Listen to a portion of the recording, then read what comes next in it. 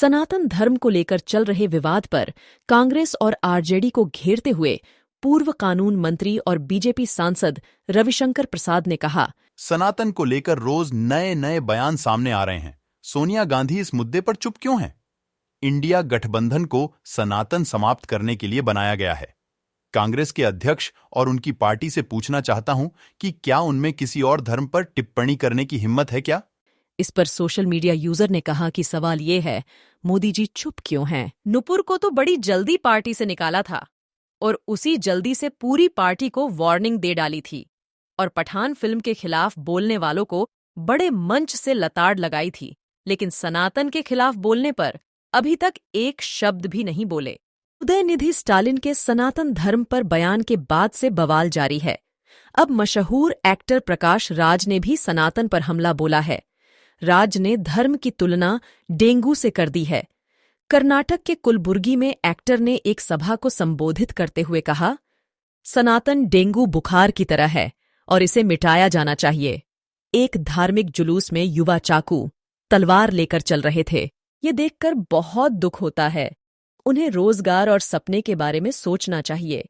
मैं हैरान हूं कि कैसे उनका ब्रेन वॉश किया गया होगा। प्रकाश राज के ऐसे बयान की सोशल मीडिया पर लोगों ने काफी आलोचना की। और देखिए, लोगों ने प्रकाश राज को क्या कुछ कहा है।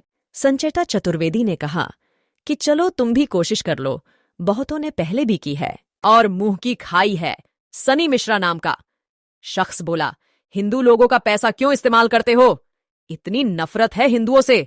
तो भरत नाम के शख्स ने कहा, ये बोल रहा है, आ शेर मुझे खा ले।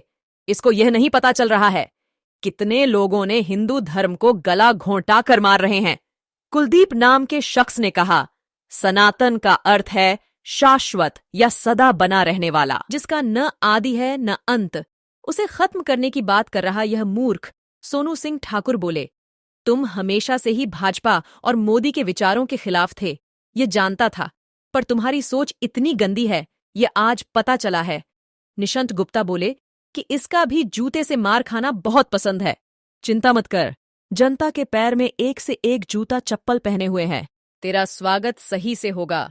श्याम नाम के यूजर ने कहा, तुम्हारे जैसे घटिया सोच वाले हर युग में हुए हैं, लेकिन सनातन को कोई मिटा नहीं सका है।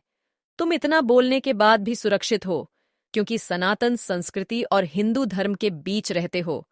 ईश्वर तुम्हें सद्बुद्धि दे, क्योंकि फिल्मों में संस्कारहीन रोल करके देश के लोगों को बर्बाद ही किया है इसने। विद्यार्थी नाम का शख्स बोला कि क्या ये वही प्रकाश राज है जिसको भारतीय हिंदुओं ने इतना बड़ा स्टार बनाया है और आज गद्दारी उबाल मार रही है नशों में। प्रकाश राज के हिंदू विरोधी बयान पर आपकी क्या राय है?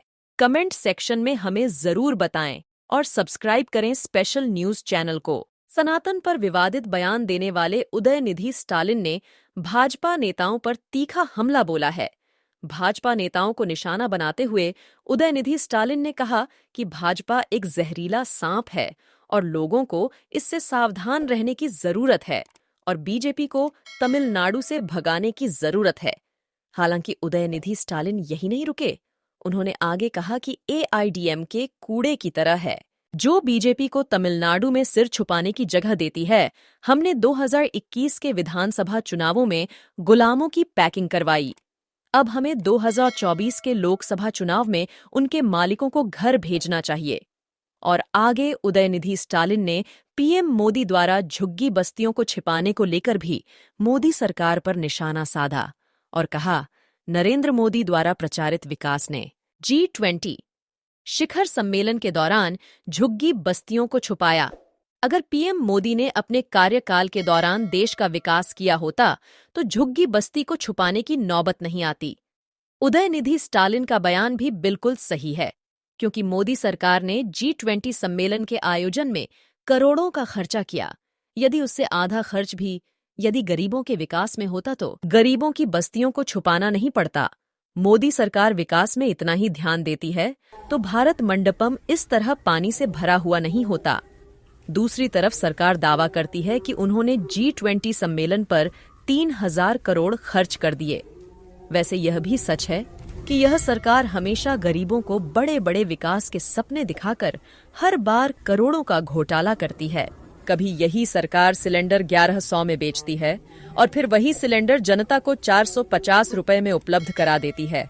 वैसे इस सरकार ने देश के लिए कितना विकास किया है, वह तो जनता 10 सालों में देख ही चुकी है। वैसे उदयनिधि स्टालिन द्वारा भाजपा को जहरीला सांप बताए जाने को लेकर आप क्या सोचते हैं? कमेंट सेक्शन में अपनी राय जरूर दें और सब्सक्राइब करें।